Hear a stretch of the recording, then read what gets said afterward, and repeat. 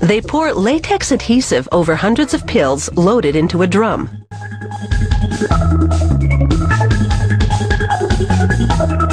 Rollers spin the drum to evenly coat the pills with the adhesive. This adhesive never dries out completely, and the pills remain sticky to the touch. Next, they loop 4-ply wool around the pill. This machine spins the pill to wind the yarn around it. This winding substantially fattens the pill. It's the first time a camera has ever been allowed to record this proprietary machine, so we can't show you all of it. They wind a second layer of wool around the pills. This yarn is 3-ply, and it thickens the ball a little more. For a third winding, they use another 3-ply yarn, but it's a bit lighter. The various layers of yarn are what gives the baseball resilience, so it springs back into shape despite being hit repeatedly. For the final winding, they use a much thinner polywool blend, because its surface is smoother.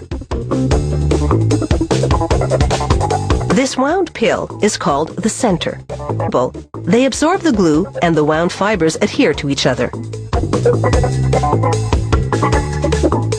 The centers air dry for 48 hours, but remain sticky.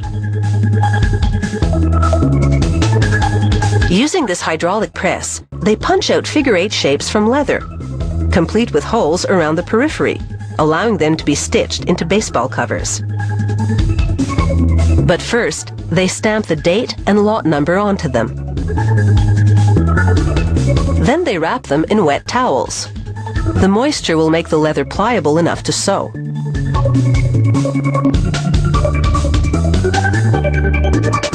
They roll the water-based adhesive onto one side of the cutouts, which sticks to the moist leather. They press 2 cutouts to the center sticky surface. It's an exact fit. They clamp the leather-clad ball in a vise, and it's time to sew. Working with 2 needles, the sewer pulls thread through the ball center and up through the holes in the leather pieces to cross-stitch them together.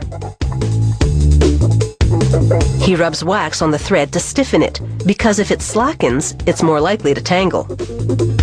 When it comes to cross-stitching, these workers are in a league of their own.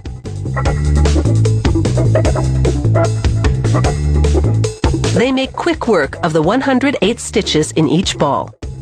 There are 350 sewers in this factory, and they produce 8,000 to 10,000 balls per day. That's a lot of home runs.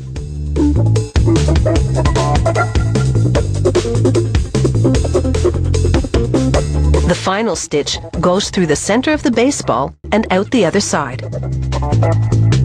The sewer then pulls the stitches into a V configuration to give the ball a consistent look and feel. The balls now roll into a press that smooths down the seams. Smoother balls are harder to grip, and they make pitching a bit tougher for the pros. Finally, a 3-headed stamper gives it the trademark, league logo, and the commissioner's signature. With drying cycles, it takes a week to make a professional baseball.